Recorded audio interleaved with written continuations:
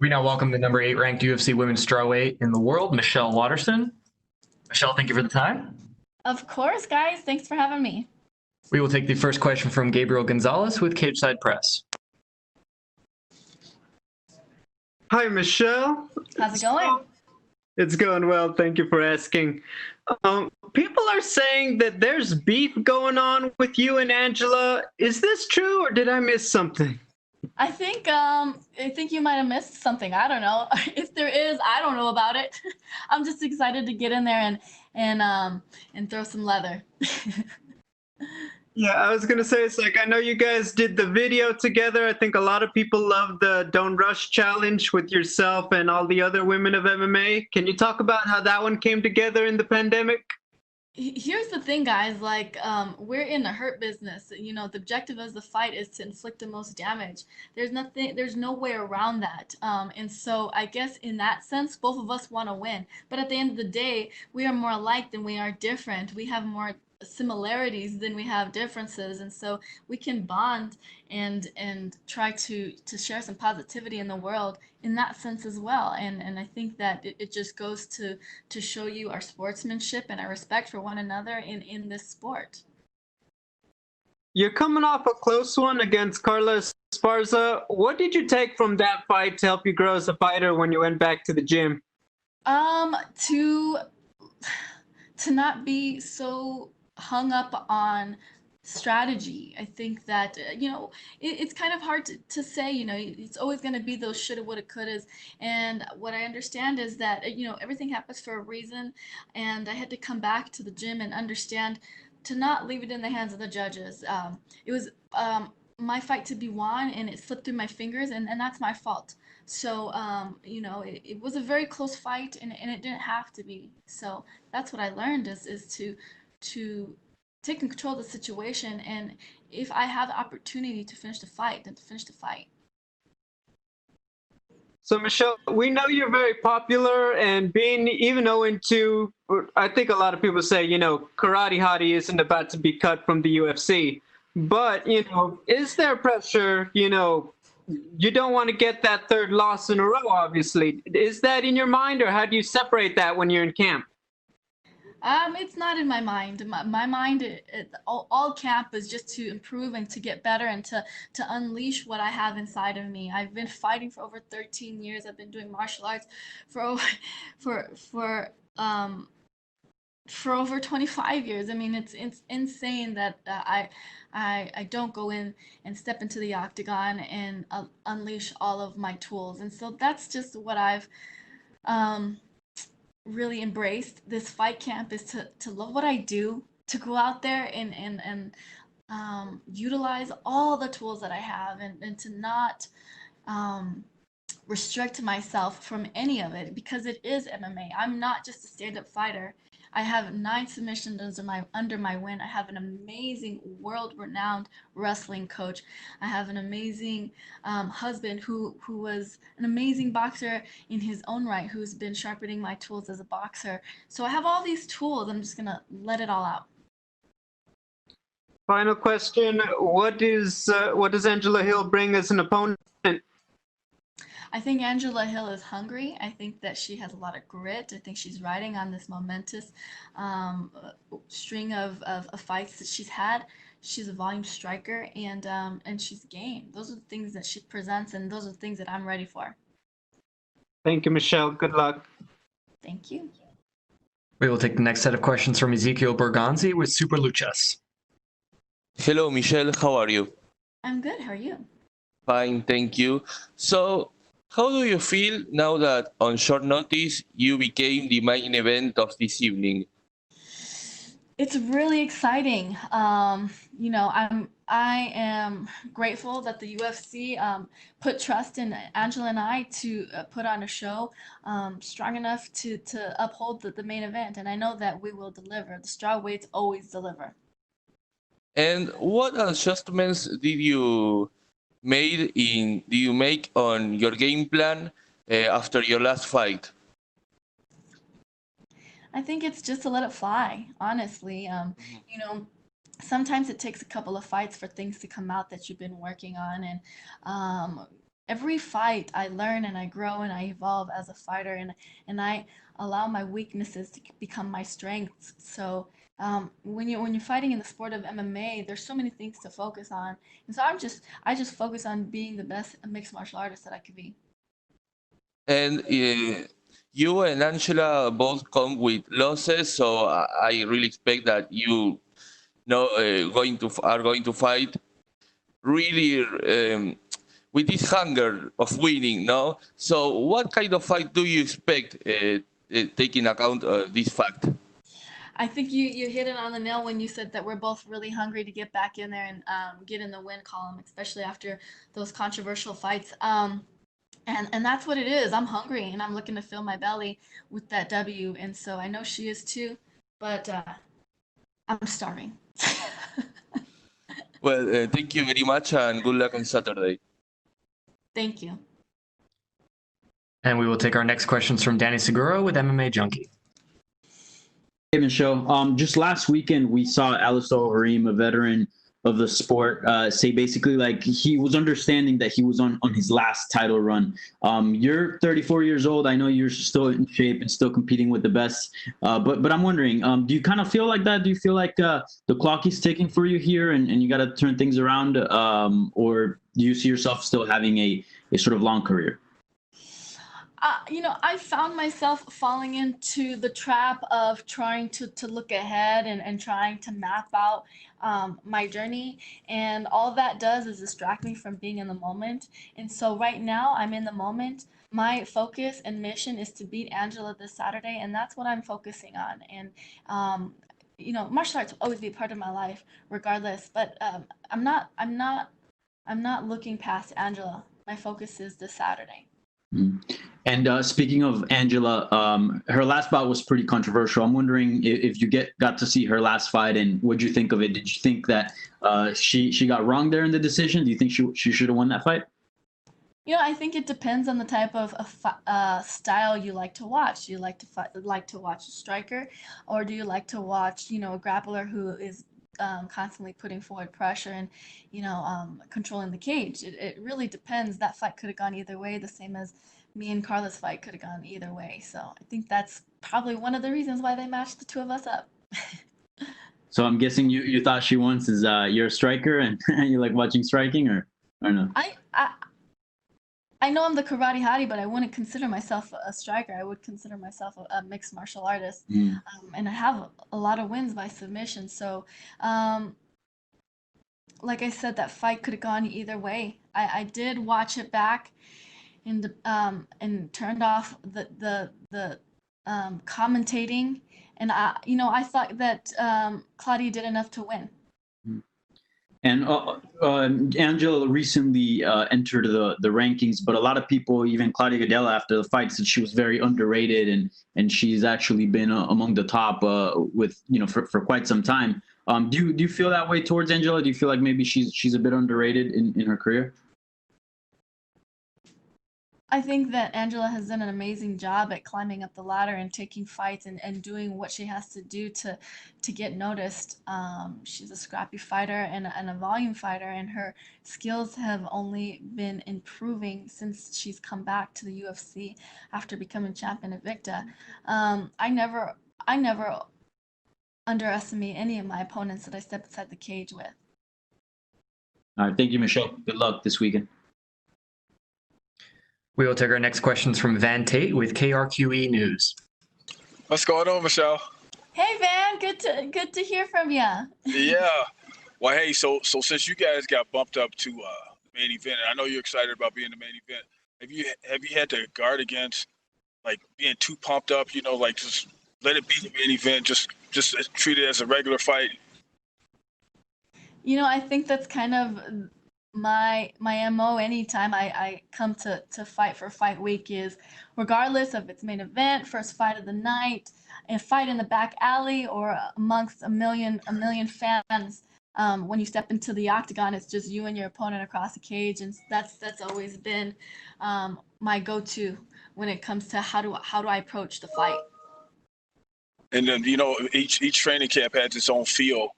How did you feel with this camp and as you head into this fight? It was an amazing camp.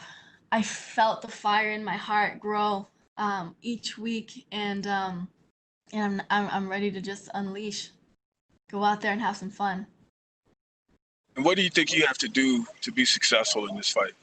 I just have to be myself. Go out there, bite down on my mouthpiece, and let it go.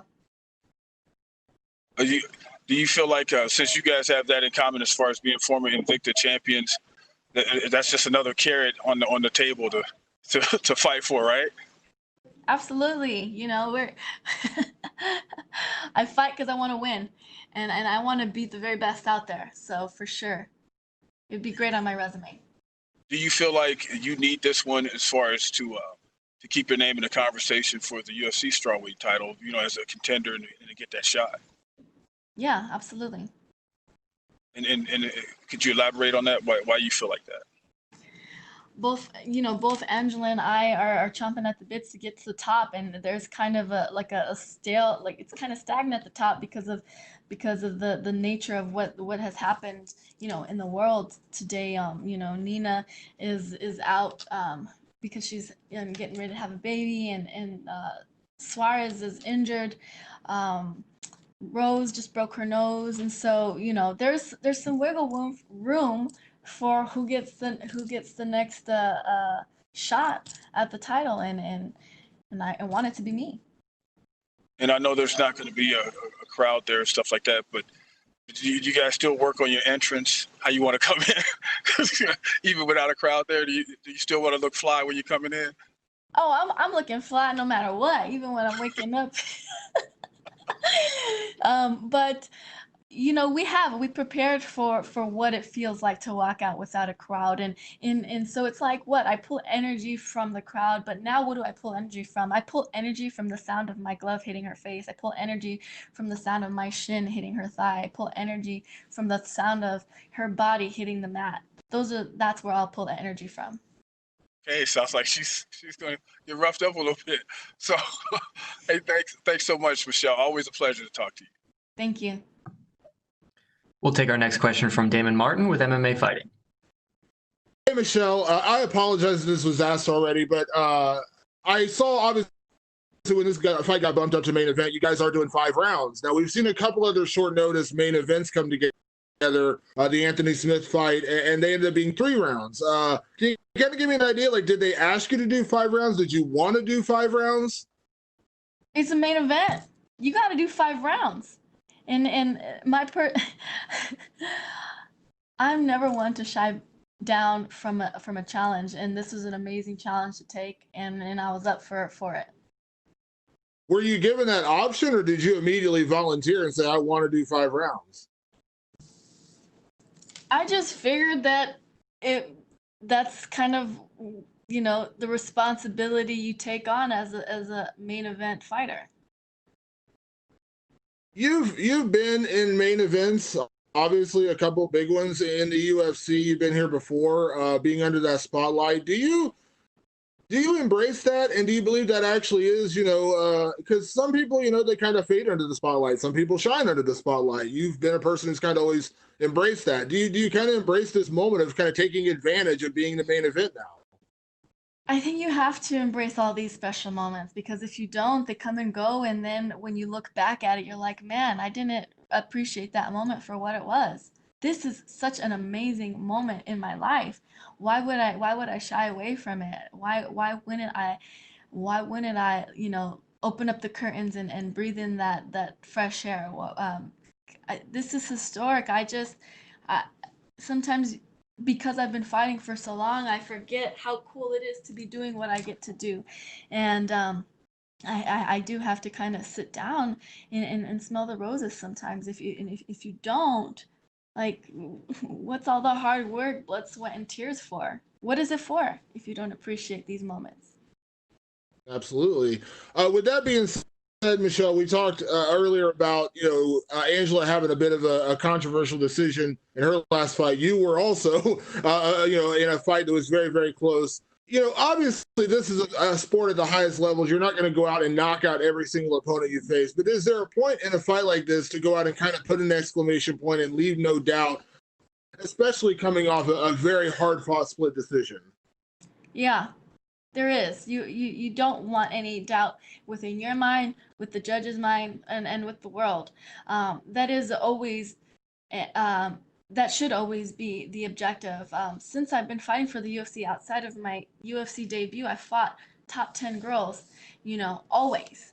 And so when you get up to the top tier of competition, getting those finishes becomes so much harder. And I hope that people understand that. It's because the competition is so thick and rich with talent and technique.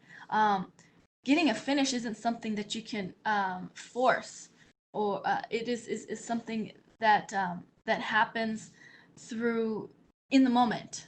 And so that's what I plan on doing is being in the moment. I'm not going to try to force anything, but for sure, the motivation is to finish the fight.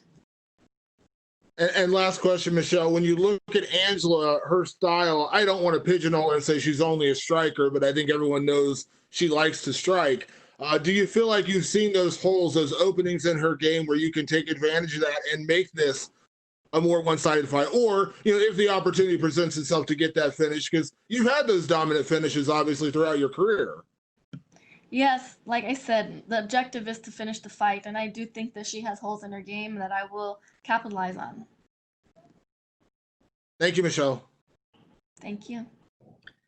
And we will take our last set of questions from Cassandra Cusino with Las Vegas Sports Biz. Hi there, Michelle. How are you? Good to see your face today. First question for me is, you were part of some of the early cards in Jacksonville in the smaller cage. Did you learn anything in that fight that actually you deemed to be helpful going into Apex? Yeah, absolutely. Just kind of being comfortable with the idea that there isn't a crowd, being comfortable with the idea that I could hear my corner and she could hear my corner. Understanding that I had to draw energy from different places other than the crowd. All those small little things, play a factor, and definitely we were able to kind of fine tune how we trained in order to prepare ourselves for that. Second question is, in addition to some adjustments you've had to make in your career due to the pandemic, you're also a mom of a young daughter. I know a lot of schools are doing things a little differently. Can you talk me through some of the challenges that you face having a daughter while you're also trying to figure out this kind of new era in your career? There's so many things that happen in my fight career that I learned that I can then transfer over into life lessons for myself and for my family and for my daughter. Something that really stuck out to me is how courageous and brave the UFC was in stepping outside of the comfort zone of the pandemic and moving forward and pressing forward and figuring out a way to give us all work and allow us all to continue to pursue our passions during this pandemic. It really inspired me to instill that within my daughter. Okay, this has happened. This is out of our control. So now what can we do to grow from this versus allow it to make us submit to it? There are always going to be problems in this world, and you have to figure out as an individual, how are you going to deal with this problem and how are you going to overcome this problem? And so, with the pandemic and my daughter, getting over the hump of homeschooling and having her understand to be more self-sufficient and having her be more outspoken when she's having trouble to her teacher over Zoom and to her parents, having her understand how to still socialize and connect with people over Zoom and while she's wearing a face mask and keeping her healthy and keeping her active. These are all things, and keeping her and teaching her the importance of nutrition and the importance of hygiene. These are all things that are going to help her in her future, regardless of what else is there to come.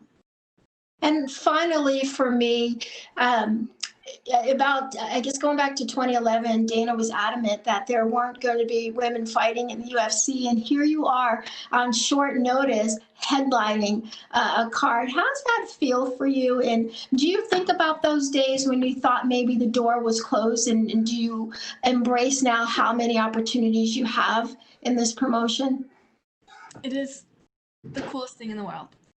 I remember being in my apartment, moving out to Albuquerque, New Mexico, still being a local fighter and having a vision board in my apartment. And at that time, Dana didn't think that he'd ever see girls in there. And I still had it on my vision board that I was going to be fighting for the UFC.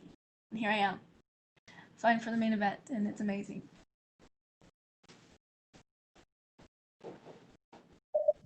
Thank you, Michelle. Good luck Saturday. Thank you. Thank you, Michelle. That is all the time we had for you.